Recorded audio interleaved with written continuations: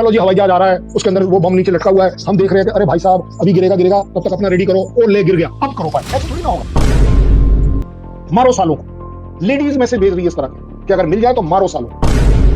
दूसरी तरफ आप बोल रहे हैं कि न्यूक्लियर बम फोड़ दूंगा फोड़ दूंगा फोड़ दूंगा, मैं इंडियन आर्मी को तोड़ दूंगा तोड़ दूंगा तोड़ दूंगा, मारो मारो मारो। अरे भाई साहब एक जैसी बात है, ठीक है। हम इस बार नहीं रुक रहे और हम इस टेररिज्म को टेररिस्ट के तौर पर मारेंगे, टेररिज्म के तौर पर मारेंगे और इसके आकाओं को इसकी जगह से निकाल कर उसे खत्म करेंगे।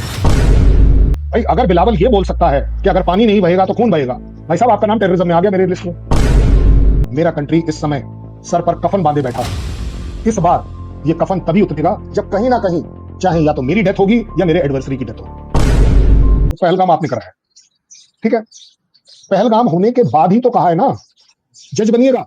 पहलगाम होते ही आपकी कंट्री से क्यों नहीं ये ऑफर आया कि हम इसे कंडेम करते हैं, मसम्मत करते हैं, ऐसा कुछ है ना वर्ड? जी जी हाँ, क्यों नहीं किया?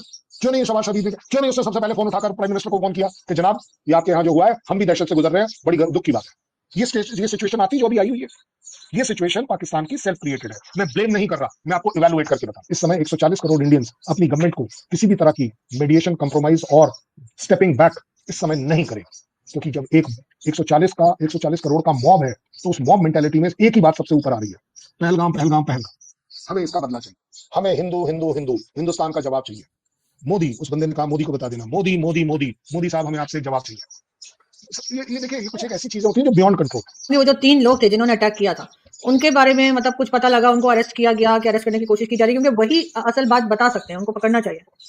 वेरी गुड, उनको जरूर पकड़ना चाहिए। और वो भी जिंदा सर। हमारे यहाँ सर होता है इस तरह के लोगों को कह देते हैं जी गोली मार दी या जी पुलिस से भाग रहे थे, कुछ कर रहे थे। सर जिंदा पकड़ेंगे तभी तो कुछ पूछ पाएंगे उनसे। नहीं, वो पूछे या ना पूछे, हमने तो कसाब को जिंदा पकड़ा था। कसाब ने बेचारे ने बोला भी था कि मैं कहाँ का हूँ, हमने उसके घर तक जाकर एड्रेस पता करवा लिया आप ही लोगों के द्वारा, लेकिन आपकी गवर्नमेंट ने बोला इस नाम का बंदा ही हमारे पास नहीं है। देखिए एक ये तकलीफ है ना पाकिस्तान के साथ कि पाकिस्तान एकदम से आंखें बंद कर लेता है, कान बंद कर लेता है कि मैं तो जन्म से ही अंधा हूँ, जन्म से ही गूंगा हूँ, मैं ना बोल पाऊंगा ना सुन पाऊंगा। ये पाकिस्तान की देखो एक कैरेक्टरिस्टिक रही है, मतलब गलत है सही है मुझे नहीं पता, आपके हिसाब से गलत है, मेरे हिसाब से एक्चुअल है। ज्यादा बड़ी बात यह है कि अगर इन तीनों को एक सेकंड के लिए जिंदा भी पकड़ा जाता है, हम क्यों पकड़े जिंदा? इसलिए कि हमें आपको प्रूव करना है कि किसने क्या किया। हमें आपको क्या प्रूफ देना कि हमें आपको क्या प्रूफ देना है, ये बताइए आप। मैं क्यों दूं? मेरे पास, मैं आई एम सेटिस्फाइड कि ये काम पाकिस्तान ने किया है, आईएसआई ने किया है, पीओजे के ट्रेनिंग कैंप ने किया है, जिसने भी। I am clear on that. मैं आई मीन कंट्री, मेरा कंट्री। और इस समय अगर आप उल्टा प्रूफ भी दे देंगी तो हमें एक्सेप्टेबल नहीं होगा, क्योंकि हमारा एक्सपीरियंस पाकिस्तान के साथ खराब रहा है। कर्नल शैलेंद्र सिंह जैसा आदमी अगर आज आपसे इतनी रूडली बात कर रहा है तो इसलिए नहीं कर रहा है कि मेरा आपसे कोई पर्सनल एनिमिटी है या आपसे दुश्मनी है, आपकी आवाम से कोई दुश्मनी है। आप बताइए, पठानकोट में प्रूफ लेने के लिए आपके आईएसआई को बुलाया गया था? आप ही बता दीजिए, क्या हो गया? कुछ नहीं हो गया, चलिए कोई बात नहीं। मैंने कंट्री की बात छोड़ दीजिए, मैंने एनएलआई के नॉर्दर्न लाइट इन्फेंट्री के आई कार्ड आपके यहाँ बिकवाए थे, आपने मना कर दिया। चलो वो भी हो सकता है कि कई बार हो जाता है। आपने अपनी डेड बॉडीज लेने के लिए हाँ कही थी, प्रूफ था ना, डेड बॉडी का प्रूफ है ना यार। उसके लिए तो मैं नहीं कह पाऊंगा, उसके लिए करना हमने क्यों पड़ना, उसका जनाजे को हमने क्यों उठाना, करने को हम कुछ भी कर सकते थे।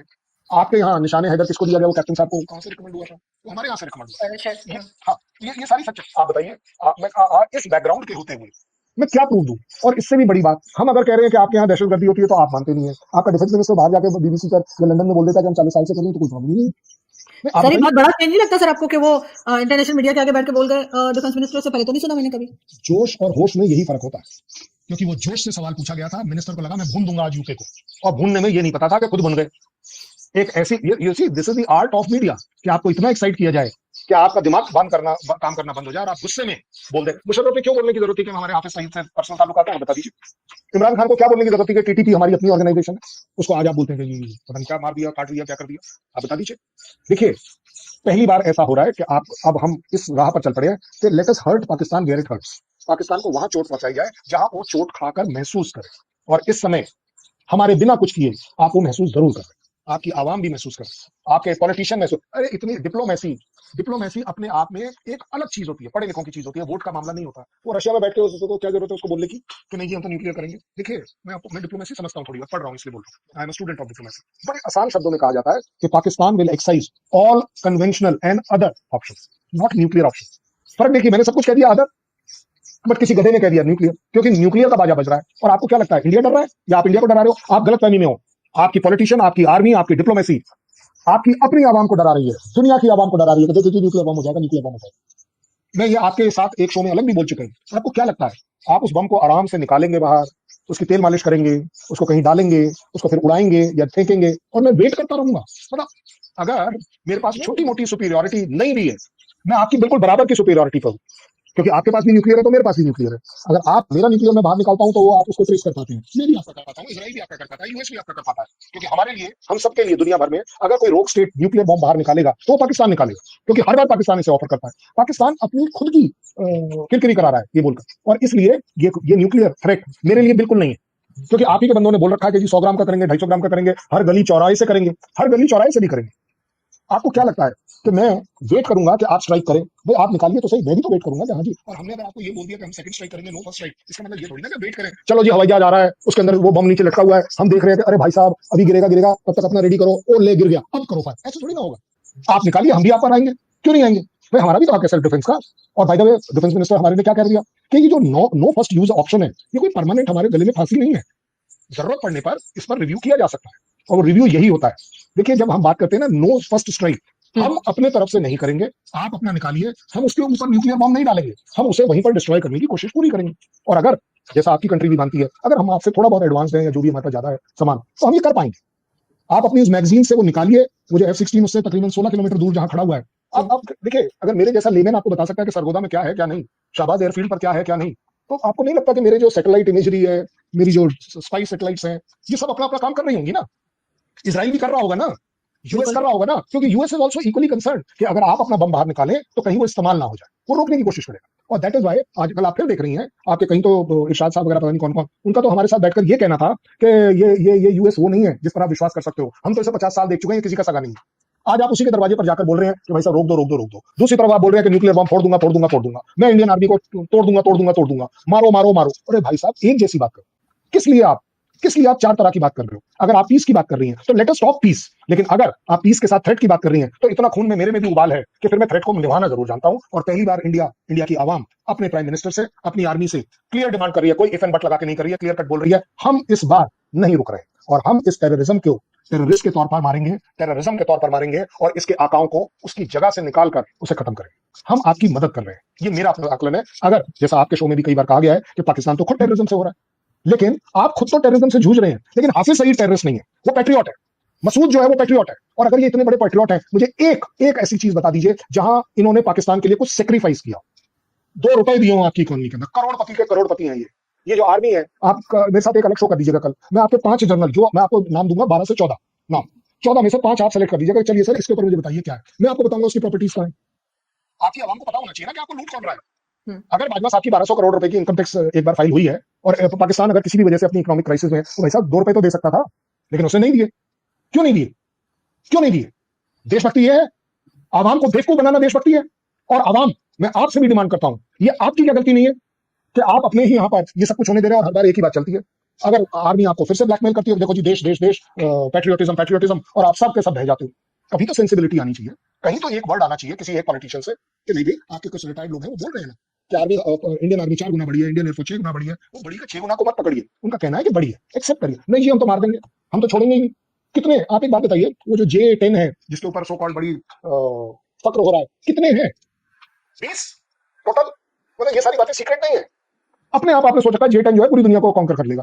चाइना आपको क्या दे देगा? एमिनेशन दे देगा। आपको क्या लग रहा है वो जो 2 एयरक्राफ्ट कैरियर कराची के ऑफ खड़े कर गए, किस लिए खड़े? कि कल अगर आप कुछ भी तरह का, किसी भी तरह का रिएक्शन करते हैं, ओवर रिएक्शन करते हैं, तो आपको सामान कहां से आएगा? एयर से हम आने नहीं देंगे, सी हमने ब्लॉक कर दिया है, नीचे टनल बना लीजिए, काराकोरम को हम चलने नहीं देंगे, सी पैक के नाम पर हम उसको ब्लॉक कर देंगे। ये सारी काबिलियत सब में होती है।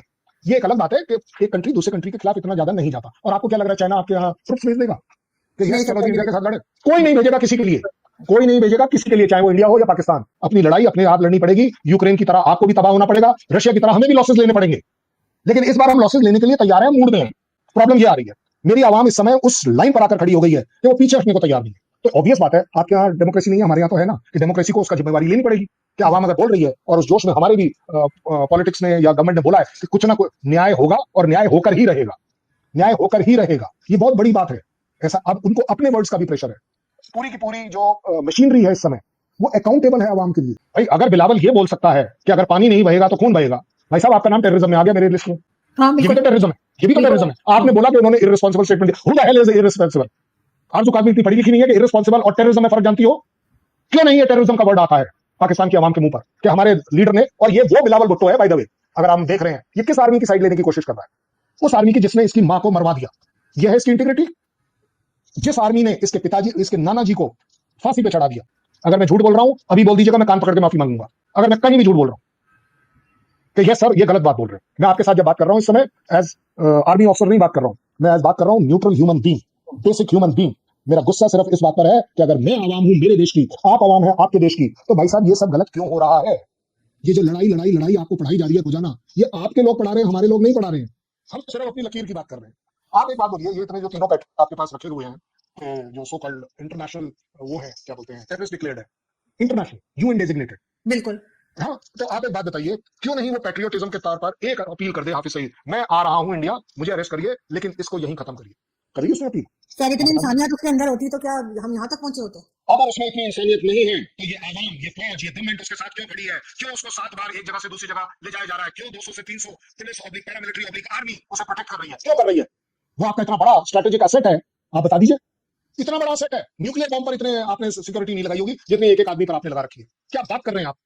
ह्यूमैनिटेरियन वो सही, अरे वो नहीं है तो क्या हो गया? उसको सपोर्ट करने वाले, उसको प्रोटेक्ट करने वाले, क्या वो उतने ज्यादा ब्लेम वर्दी नहीं है? उन पर ब्लेम नहीं जाना चाहिए? तो फिर जाना चाहिए सर, बिल्कुल। बस तो अच्छा, जिस तरह से आप अभी एज अ मीडिया पर्सन बोल रही है कि जाना चाहिए, आपकी मीडिया चीख चीख के क्यों नहीं बोल रही कि हाफिज सईद को हैंड ओवर करो, टेररिस्ट को हैंड ओवर करो? चलो छोड़ो, हाफिज सईद मत बोलो क्योंकि कई बार गड़बड़ हो जाती है, लोगों को अपनी थ्रेट आने लगती है। मेन स्ट्रीम मीडिया हमारा इतना उसको नहीं बात करने की परमिशन है कि वो कर सके, लेकिन जाहिर है कि लोग समझ रहे हैं, बहुत से लोग इस बात को समझ रहे हैं। समझने से काम नहीं चलेगा। आरजू जी, मैं आपको एक बात गारंटी से बोल रहा हूँ, आप हमारे अपने बच्चों में से हैं, आप और आप जैसे कई सारे बच्चे हमारे लिए बहुत बहुत प्रिय हैं, मैं ये मानता हूँ, but at the same time it is not at the cost of my country. मेरा कंट्री इस समय सर पर कफन बांधे बैठा है। इस बार ये कफन तभी उतरेगा जब कहीं ना कहीं, चाहे या तो मेरी डेथ होगी या मेरे एडवर्सरी की डेथ होगी। मारो सालों को, ये ऐसे मेरे को मैसेजेस आ रहे हैं, मारो सालों को। लेडीज मैसेज भेज रही है इस तरह के कि अगर मिल जाए तो मारो सालों को। हाँ आप बिल्कुल। बताइए, हाँ ठीक है ना, ये आपकी गवर्नमेंट से क्यों नहीं आ रहा? ये आपकी आवाम से क्यों नहीं आ रहा? आपके वो जो पैनलिस्ट आपके साथ बैठे होते हैं नेशनल टीवी पर, उनसे क्यों नहीं आ रहा? आज सर आदमी को हम रोक सकते हैं? सर पकड़े सर, चौक पे लटका दें इनको तो। नहीं, वो तो आपका कहना है ना, आपके साथ जो 3 पैनलिस्ट बैठते हैं वो क्यों नहीं बोलते ये बात? वो आपको क्यों आंख दिखा रहे होते हैं? आप बताइए। वो समझ याकूब को बेचारे को जो आईएसआई उठा के ले गई, उसके बाद में उसको छोड़ दिया, उसकी रेडिकल थिंकिंग को चेंज करते हुए, वो क्या था? उसने सिर्फ इतना ही तो बोला था अपने को, पाकिस्तान के को पैनलिस्ट को, कि भाई साहब मैं आईएसआई का पिट्ठू नहीं हूं, मैं उनके उस पर नहीं हूं, मुझे वहां हाजिरी नहीं देनी है। ये 3 दिन पहले की बात है, आदम गोस्वामी मैं और वो 3 शो कर रहे थे। मैंने देखा। उसके थोड़ी देर बाद गायब हो गया बंदा। अगले दिन सवेरे आपके न्यूज़पेपर में था, मेरे तो न्यूज़पेपर में आया ही नहीं। ये तो जब वो छूटा है तब पता चला है। हमें क्या पता चला क्या हो रहा है पाकिस्तान में? How the hell we care? We don't care Pakistan में क्या हो रहा है। एज ह्यूमैनिटेरियन हमने बहुत टॉलरेट कर लिया। आरजू जी, मैं शायद मान भी जाऊं, because we both are speaking very कुछ अच्छी बात करने की कोशिश कर रहे हैं, लेकिन इस बार सिर्फ अच्छी बातों से काम नहीं होगा, एक अच्छा एक्शन आपकी तरफ से होगा, तब डी एस्केलेट होगा।